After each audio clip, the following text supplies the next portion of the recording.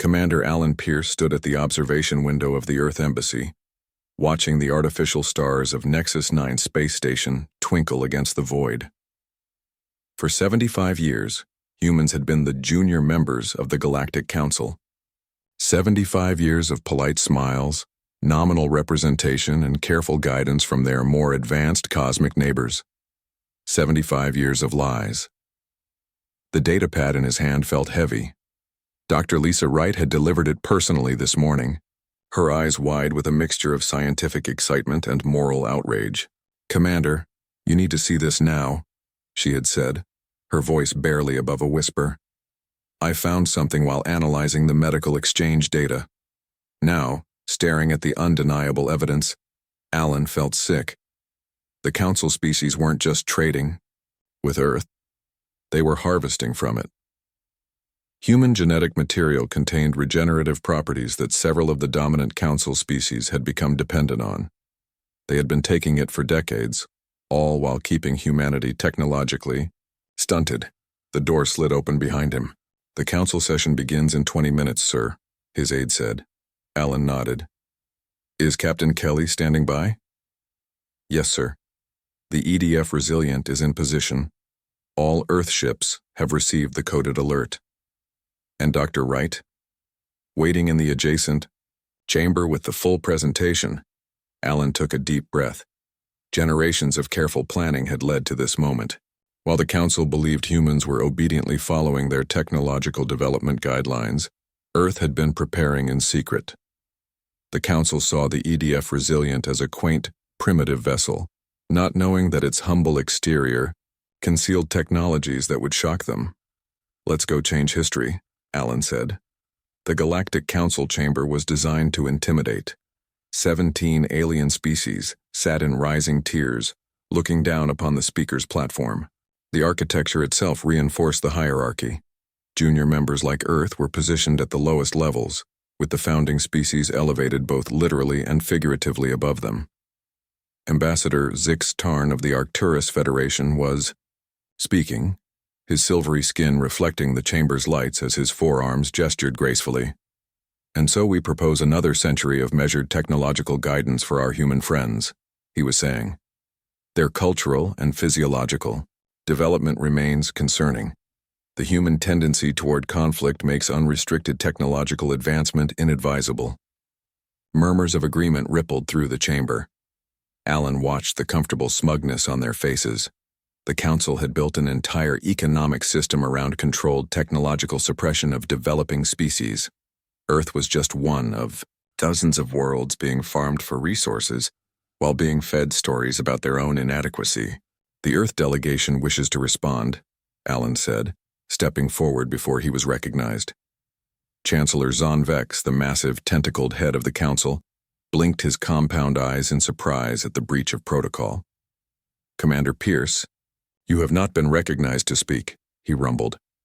"I apologize for the interruption," Alan said, not apologizing at all. "But in light of new information, the Earth delegation must address the Council immediately." A ripple of annoyance moved through the chamber. Humans were known for their emotional outbursts and failure to adhere to proper Council etiquette. "Proceed but briefly," Chancellor Zonvex said with obvious impatience. Alan nodded to Dr. Wright, who stepped forward and activated her datapad. The chamber's holographic display came to life, showing cellular structures, genetic sequences, and shipping manifests. "For the past 28 years, I have served as the chief xenobiologist in the Earth Council Medical Exchange Program," Lisa said, her voice steady despite her nerves. 3 months ago, I discovered irregularities in biological samples being transported from Earth to Council medical facilities. The display changed to show comparative DNA structures. "These are human stem cells," she continued. "And these are the same cells after Council processing. The Council has been harvesting regenerative properties from human genetic material without our knowledge or consent." Several Council members shifted uncomfortably. Others remained perfectly still. "Furthermore," Alan added, "we have discovered that the technological guidance provided to Earth has been deliberately designed to suppress our development, while maximizing resource extraction from our world. Ambassador Zixtarn rose from his seat, his normally smooth voice carrying an edge. These are serious accusations based on misunderstood data. Commander Pierce clearly lacks the scientific background to— I understand perfectly, Alan interrupted. I understand that Earth has been treated as a resource, not a partner. I understand that several council species would face biological collapse without human genetic material. And I understand that the council has been lying to us since first. Contact! The chamber erupted in overlapping alien voices. Chancellor Zonvex pounded his appendage for order. This emotional display is precisely why humans require guidance, he bellowed. You misinterpret beneficial medical research as exploitation because your species cannot comprehend the complexities of galactic cooperation. Alan smiled thinly. We comprehend more than you know. As of this moment, Earth formally withdraws from the Galactic Council. Silence fell across the chamber. Then laughter, at least from those species capable of it. You cannot simply withdraw, Ambassador Zixtarn said with amused condescension. Council membership is a permanent arrangement. Not according to Article 7 of the First Contact Protocol, which Earth insisted upon before joining, Alan replied. A provision your negotiators dismissed as meaningless at the time. He gestured, and the massive doors of the council chamber opened. The entire Earth delegation stood and began walking out. This is absurd, Chancellor Zonvex thundered. Return to your seats immediately. Alan turned at the doorway. Earth's withdrawal is effective immediately. All Earth citizens are being recalled to the Sol system. Any attempt to interfere with our departure will be considered an act of war. As the Earth delegation exited the chamber, Alan activated his secure communicator. Captain Kelly, commence Operation Homeward. Samantha Kelly's voice came through clearly. Understood, Commander. All Earth vessels are breaking orbit. Council ships are hailing us, but taking no hostile action yet. They seem confused more than anything. They think we're having an emotional tantrum, Alan said. They have no idea what's coming. Behind the Earth delegation, the council chamber had dissolved into chaos. Species that had built their entire medical systems around human genetic material were frantically conferring. Others were already calculating the economic impact of losing Earth's resources. Aboard the EDF Resilient, Captain Samantha Kelly watched her sensor display as hundreds of Earth ships throughout Council space simultaneously broke orbit and set course for the Sol system. The Council believed these were simple transport and diplomatic vessels. They had no idea that each contained hidden military capabilities that had been developed in secret over decades. Status report, she ordered. All Earth ships report successful departure from Council stations, her first officer replied. No pursuit yet. Council military vessels appear to be awaiting orders. Samantha nodded. They're still underestimating us. Good. On her command screen, she could see the message already spreading across the galaxy. Earth had severed ties with the Galactic Council.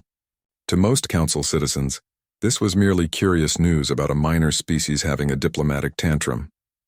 Little did they know that the galaxy was about to change forever. Back on Nexus 9, as the Earth delegation boarded their ship, Dr. Lisa Wright looked at Commander Pierce. Do you think they'll follow us? Alan watched the station growing smaller through the viewport. Eventually. But first they'll debate and discuss and convince themselves we'll come crawling back. By then it'll be too late. How long have we been planning this? Lisa asked quietly. Since the beginning, Alan said. We played their game, pretended to be the primitive species they wanted us to be. All while preparing for this day, the ship's engines hummed as they accelerated away from Nexus 9, leaving behind the Council that had underestimated humanity for the last time. News of Earth's withdrawal from the Galactic Council spread across the stars faster than anyone expected. Within days, every inhabited world had heard the shocking announcement. Earth, the quiet, obedient junior member, had walked away. In the Grand War Room beneath Geneva, Admiral Paul Grant studied the holographic display showing the positions of Earth ships returning to the Sol system. So far, the Council had not attempted to stop them. Their confusion was working in humanity's favor. All vessels will be home within 48 hours, his aide reported. Defensive systems are at full readiness. Paul nodded. For decades, he had overseen Earth's secret military buildup, disguising advanced weapons platforms as weather satellites, and hiding shipyards beneath the surface of Mars and in Neptune's orbit. The Council had never suspected that the primitive ships they allowed Earth to build were merely shells hiding technology far beyond what they believed humans capable of developing. And Project Prometheus, he asked? Dr. Blackwell reports all systems are green. The defense grid is fully operational. Paul allowed himself a small smile. The Council believed Earth was defenseless. They were about to learn otherwise. On the Galactic Council homeworld, Chancellor Zonvex faced an unprecedented crisis. Reports flooded in from across Council space. Medical facilities were sending panicked messages about dwindling supplies of human genetic material, while economic advisors warned of market collapse as Earth goods vanished from trade networks. This is nothing more than a primitive display of emotion, Zonvex insisted to his inner circle. Humans are an impulsive species. They will return when they realize they cannot survive without Council guidance. Ambassador Zixtarn was not convinced. Chancellor, our intelligence suggests this may have been planned for some time. The coordination of their withdrawal, the precision of their legal positioning, these are not the actions of an impulsive species. Nonsense, Zonvex rumbled. Have you seen their vessels? Their technology? They are centuries behind us. Are they? Asked a new voice. Trade Minister Krell, a small, pale being from the Orion Mercantile Guild, stepped forward. I have studied humans closely. They adapt quickly, they solve problems in unexpected ways, and they have a remarkable talent for deception. Zonvex dismissed the concern with a wave of his tentacle. Prepare an enforcement fleet. We will give them one standard cycle to reconsider, then we will remind them of their place in the galactic order. In the hidden laboratory beneath Olympus, Mons on Mars, Dr. Susan Blackwell ran her final checks on the defensive systems that had been Earth's most closely guarded secret.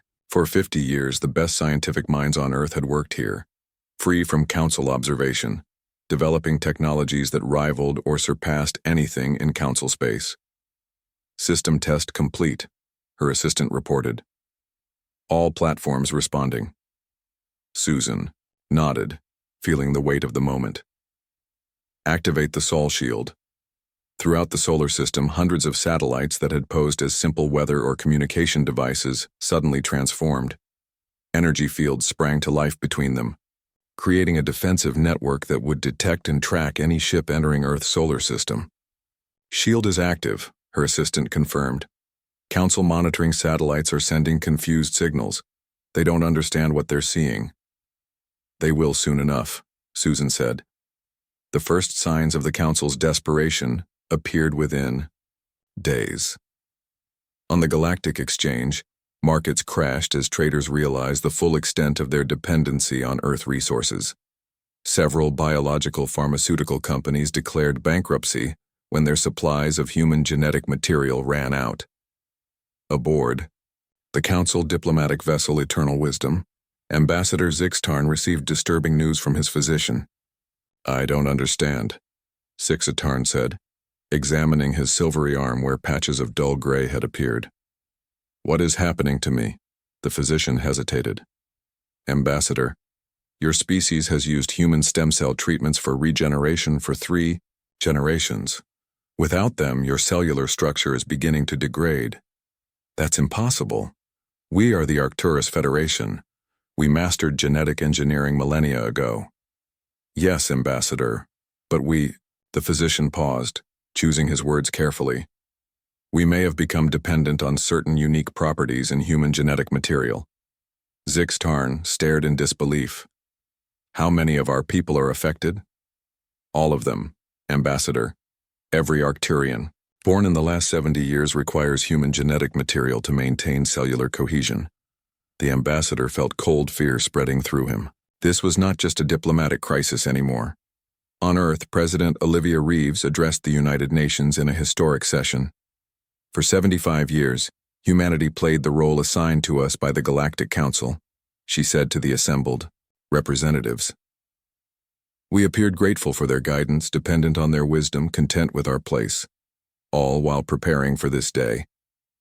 Screens around the hall displayed images of massive underground city complexes, hidden shipyards, and advanced defense systems that had been built in secret. The Council believed they were slowly guiding our development, allowing us access to limited technology. In reality, we surpassed many of their capabilities decades ago. Applause filled the chamber. Generations of humans had maintained this deception, passing down the secret knowledge that the Council was not a benevolent guide but an exploiter of worlds. 3 smaller civilizations have already contacted us, President Reeves continued. They too wish to break free from Council control. Today I propose the formation of the Sovereign Systems Alliance, a new interstellar community based on true equality and mutual respect. In Council space, small but significant cracks began to appear in their carefully managed galactic order. The Proxima Centauri colonies declared independence, followed by the Tau Ceti collective. Smaller worlds that had also chafed under Council guidance saw Earth's example and found courage. Chancellor Zonvex could no longer dismiss the crisis. Send the enforcement fleet immediately, he ordered. Make an example of Earth that no world will forget. General Dravkos, commander of the Council's military forces, bowed. It will be done, Chancellor. Our most advanced vessels are already preparing to depart. The humans will learn the cost of defiance. This is not merely about punishment, Zonvex said. We need their genetic material. Bring back as many humans as you can capture. Our scientists believe we can synthesize what we need from a sufficient number of specimens. General Dravkos nodded grimly. The fleet will depart within 6 hours. The humans will not expect our response to come so quickly. As the general departed, Zonvex turned to Ambassador Zix Tarn. The patches on your skin are spreading. Zix Tarn covered his arm. All the more reason to bring the humans back under our control quickly. Neither of them suspected that their entire conversation had been monitored by advanced Earth sensors hidden within the Council chambers decades ago. The information was already being transmitted to Admiral Grant's war room. Earth would be ready when the Council fleet arrived. The true capabilities of humanity were about to be revealed. The Council enforcement fleet emerged from faster-than-light travel at the edge of the Sol system. 50 warships, the pride of the Galactic Council's military might, arranged themselves in attack formation. At their center was the Dreadnought, inevitable justice commanded by General Dravkos himself.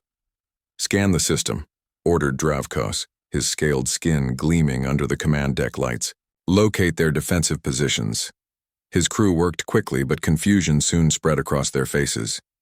General, we're detecting unusual energy readings throughout the system, reported his sensor officer. They appear to be some kind of defensive network, but the technology is unfamiliar. Dravkos frowned. This was unexpected. According to Council records, Earth's defensive capabilities were minimal. A handful of outdated weapon platforms and a small fleet of primitive ships. Impossible, he said. The humans are a century away from developing system-wide defenses. Nevertheless, General, the readings are clear. The entire system is surrounded by an energy detection grid, and there are weapon platforms near every planet and major moon. Dravkos tapped his claws against his command chair. The Council's intelligence was obviously flawed, but it didn't matter. His fleet outmatched anything humans could have built. Send the ultimatum, he ordered. They have 1 hour to surrender and return to Council authority.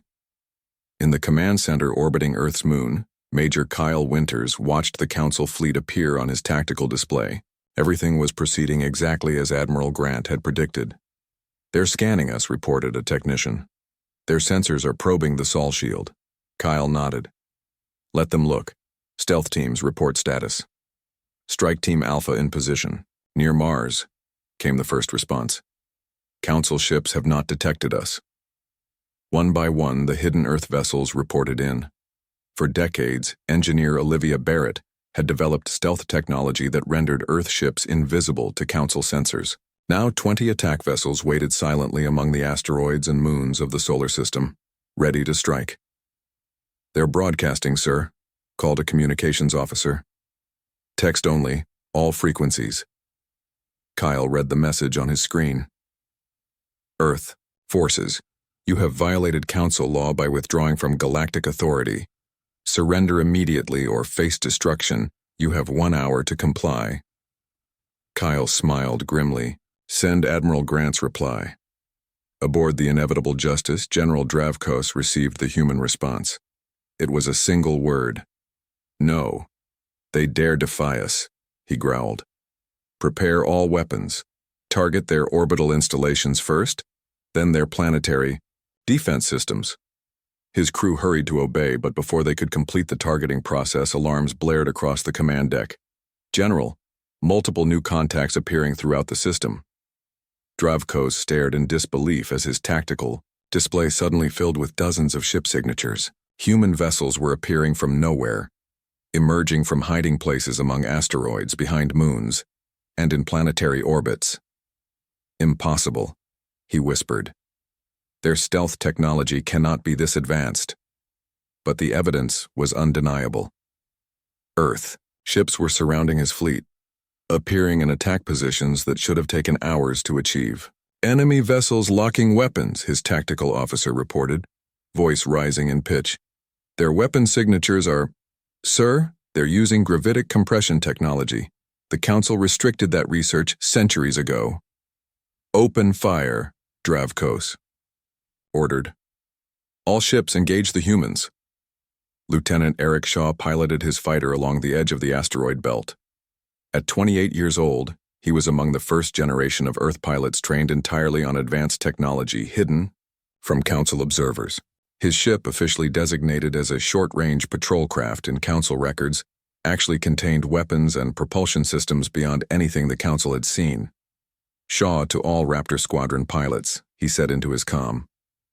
Remember, the simulation. Maneuver Omega-3. The 12 fighters of Raptor Squadron acknowledged, then broke formation, accelerating to speeds that would have shocked the Council observers. Eric pushed his ship into a tight curve around a large asteroid, using its gravity to slingshot toward the nearest Council cruiser. The maneuver had been practiced thousands of times in secret. The Council ships, with their rigid battle formations and predictable attack patterns, had no defense against the unconventional tactics Earth had developed. Weapons hot, Eric said, locking onto the Council ship's drive section, executing Omega-3. Now, all 12 Earth fighters struck simultaneously, hitting the same structural weakness on the Council cruiser. The ship's shields collapsed under the precisely coordinated attack, and its engines went dark. Similar scenes played out across the solar system as Earth revealed its true military capability for the first time. On the command deck of the Inevitable Justice, General Dravkos watched in horror as his fleet was systematically dismantled. Human ships moved with impossible agility, using attack patterns his tacticians had never encountered. This cannot be happening, he muttered. They are humans. Primitive, new to space. General, we've lost 12 ships already, his second-in-command reported. The humans are using technologies we thought were theoretical. Their FTL drive allows mid-battle jumps. They're appearing inside our formation. A massive explosion rocked the dreadnought. Dravkos grabbed his command chair to keep from falling. Status report. Direct hit to our main power core. Shields at 20%. Weapons systems failing. Another blast shook the ship, stronger than the first. Warning lights flashed across every console. General, we're receiving a transmission from the human flagship. The main screen activated, showing Admiral Paul Grant. The human looked calm, almost regretful. General Dravkos, Grant said. Your fleet is defeated. 17 of your ships have been disabled. The rest are surrounded. Surrender now and we will spare your crews. Dravkos snarled. This is some trick. Humans do not possess this level of technology. We've possessed it for decades, Grant replied simply. You just never bothered to look past what you expected to see. The Council decided humans were primitive, so that's what we showed you. Meanwhile, we built this. The view changed to show hundreds of Earth ships throughout the solar system, each more advanced than anything the Council had believed possible. I repeat, surrender now and your people will live. Continue fighting and none of you will return to Council space. Dravkos looked around his shattered command deck.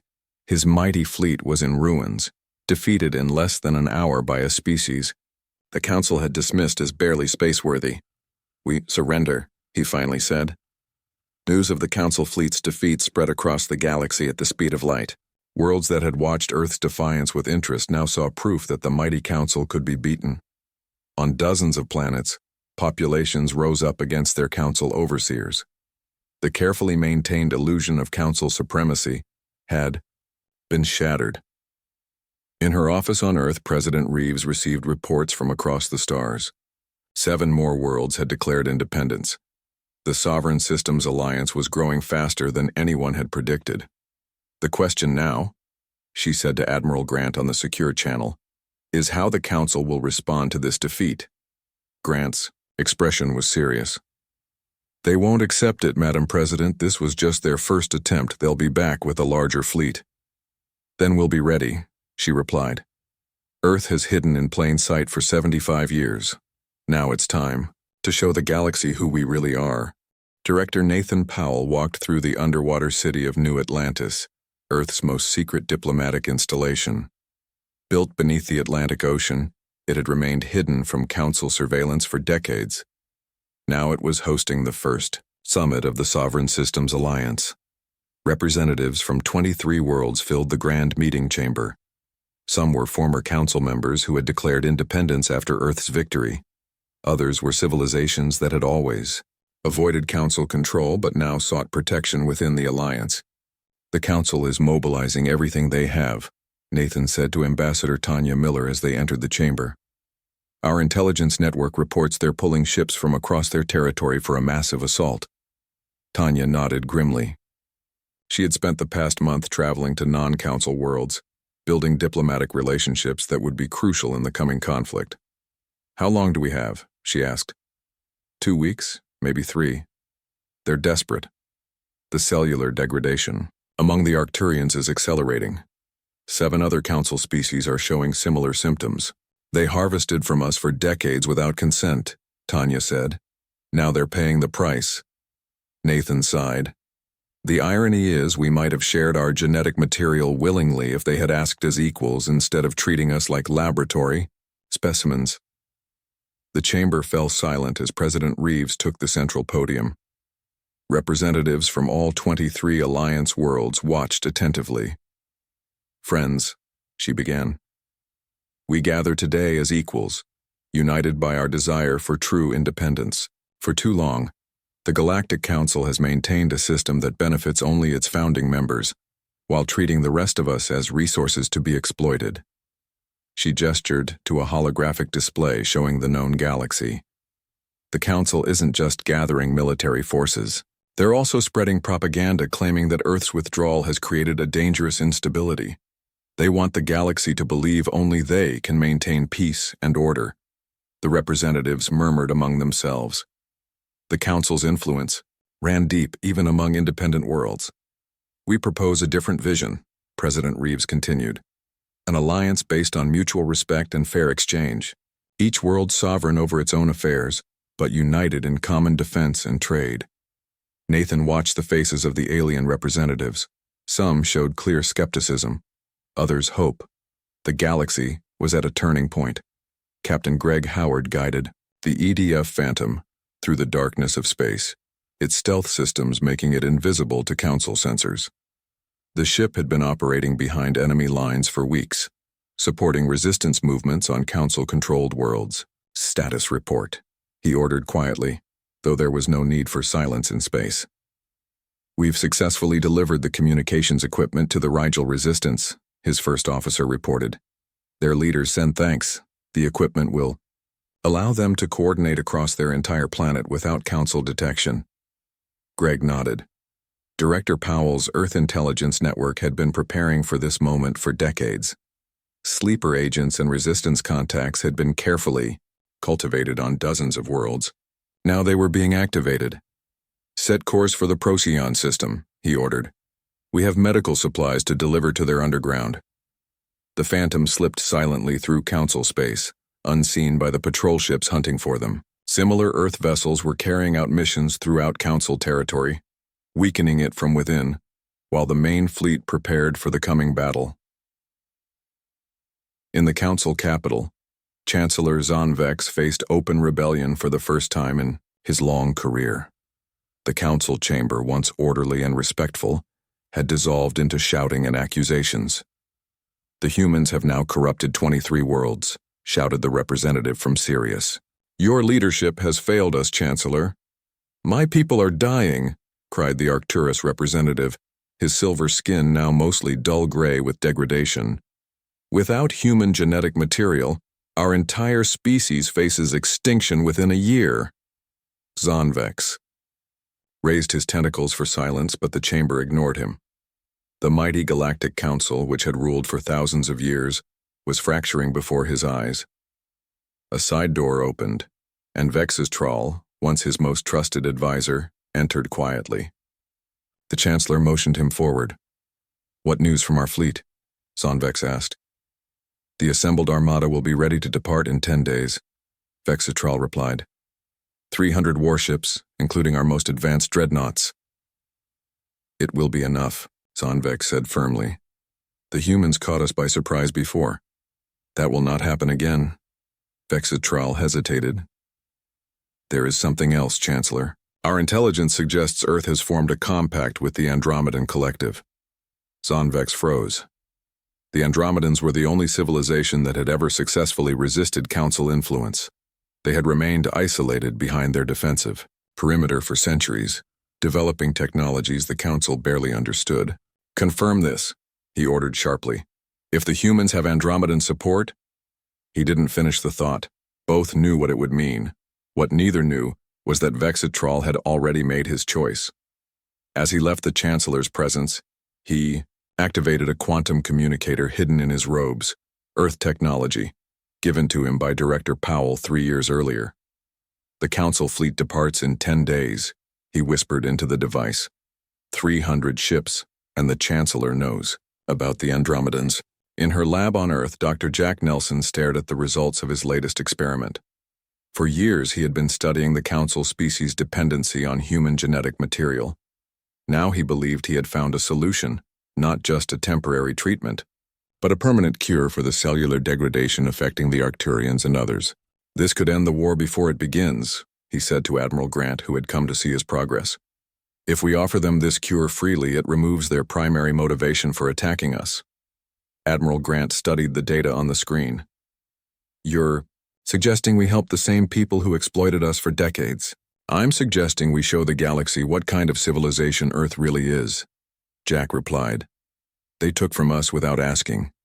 We can give freely, demonstrating the difference between their way and ours." Grant nodded slowly. "I'll take this to President Reeves, but prepare for both possibilities. The Council may be too proud to accept our help, even if it means the survival of their species."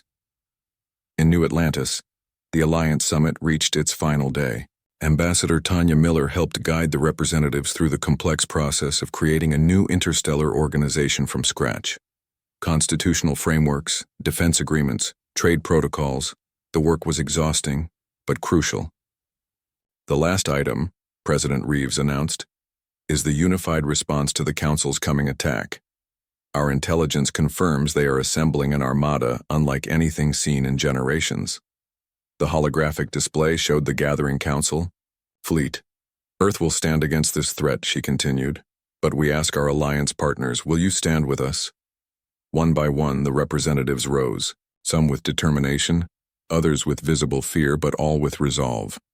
The Proxima Collective stands with Earth. The free worlds of Tau Ceti stand with Earth. The Rigel Republic stands with Earth. As each world declared their support, Nathan, Powell exchanged a glance with Tanya. This was more than they had hoped for. The Council had held the galaxy in its grip for thousands of years, but in just a few short months, Earth had created a true alternative. The coming battle would determine whether their new alliance would survive its birth or be crushed before it could truly begin. The massive Council armada emerged from faster-than-light travel at the edge of the Sol system. 300 warships arranged themselves in battle formation, their weapons powered and ready. It was the largest military force assembled in the galaxy for 1,000 years. At the center of the Earth Defense Fleet, Admiral Alvin Hayes watched the enemy ships appear on his tactical display. The moment they had prepared for had arrived. All Alliance ships report status, he ordered calmly. One by one, the captains of the combined fleet responded. 170 vessels from 24 worlds gathered to make their stand against Council domination. They were outnumbered, but Hayes knew numbers weren't everything.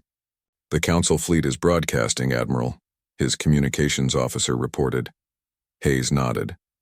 On screen, Chancellor Zonvex appeared, his tentacles arranged in a formal pattern indicating supreme authority. "This is your final opportunity to surrender," the Chancellor said without preamble. "Return to Council authority, and your punishment will be minimal. Continue this rebellion, and we will crush you and your so-called alliance completely." Hayes kept his expression neutral. "Chancellor, we have no desire for conflict. Earth is willing to establish diplomatic and trade relations with the Council as equals. Additionally, we offer medical assistance for the species suffering from genetic degradation." Zonvex's eyes narrowed. "You dare to mock us with offers of help after causing this crisis? The Council does not negotiate with rebellious worlds. You will submit or be destroyed." The transmission ended abruptly. Hayes turned to his second-in-command. "They refuse the cure, as expected. Implement Battle Plan Alpha, and send the signal to our allies." Throughout the Sol system, hidden installations activated. On Mars, Dr. Susan Blackwell initiated the full power of Project Prometheus, bringing weapons platforms online that had remained dormant until this moment. In the asteroid belt, stealth mines deployed by Major Winter's special forces weeks earlier armed themselves. "All ships," Hayes ordered, "execute jump pattern Theta on my mark."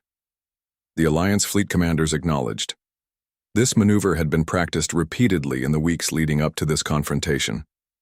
Mark, the Alliance ships vanished from their formation, using the advanced FTL drive technology developed by engineer Barrett to make precise tactical jumps. They reappeared moments later in carefully calculated positions throughout the Council fleet, disrupting their formations and creating chaos in their command structure. The battle for Earth's freedom had begun. In her office in Geneva, President Carla Martinez watched the battle unfold through secure feeds. Though she had faith in Admiral Hayes and the Alliance fleet, she knew the cost would be high. The Council's technological advantage had narrowed, but they still had numbers on their side.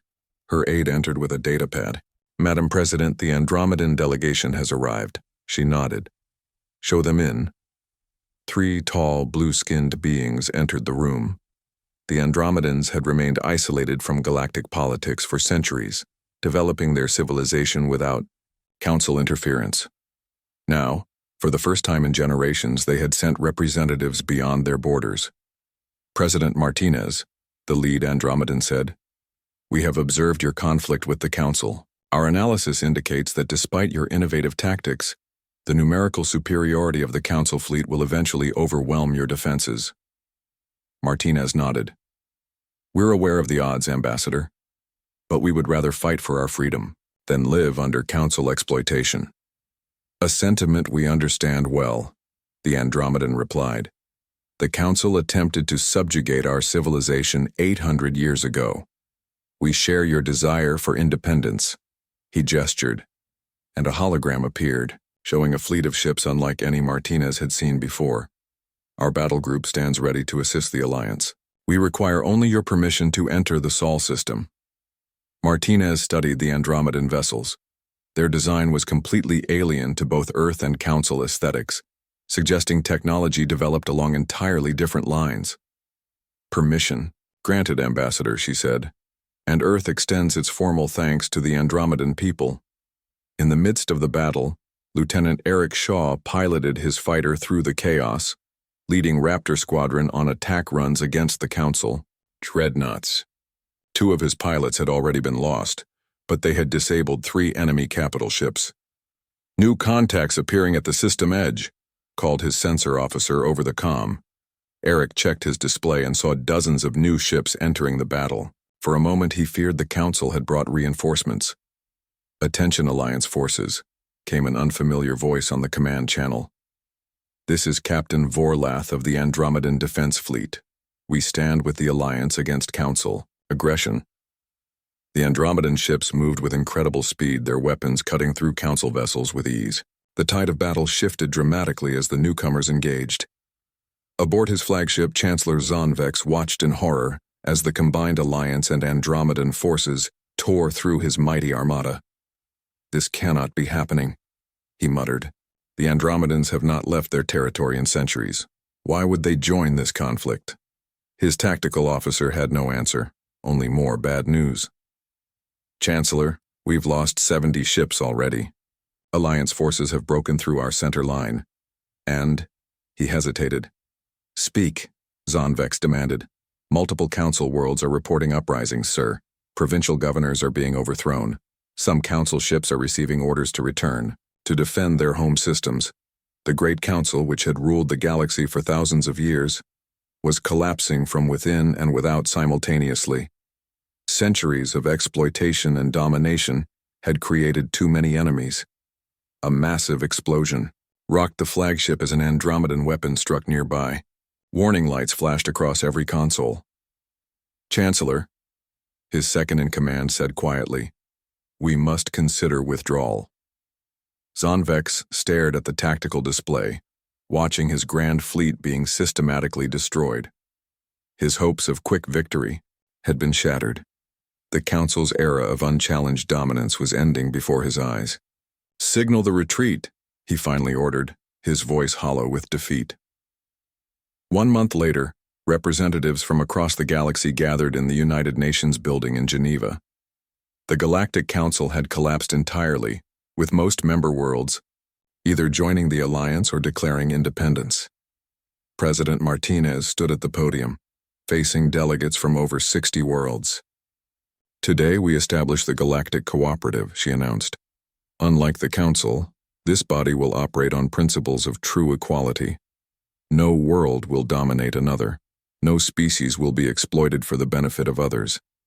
She gestured to Dr. Jack Nelson, who stood nearby.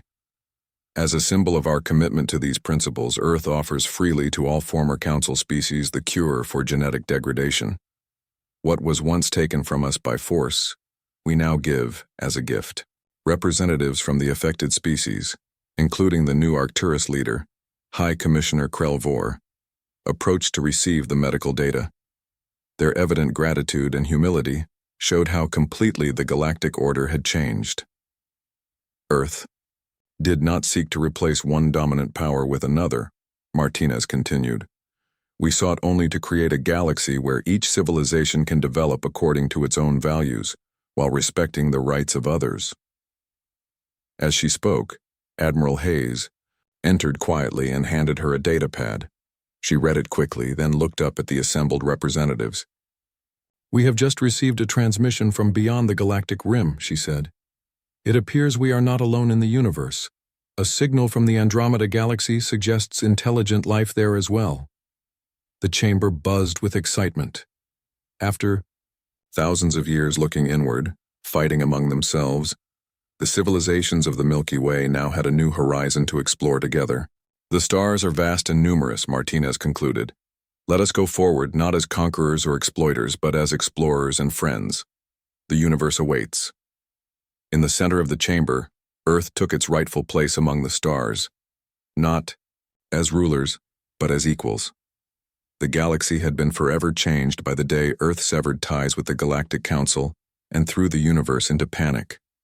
That panic had given way to something better: hope.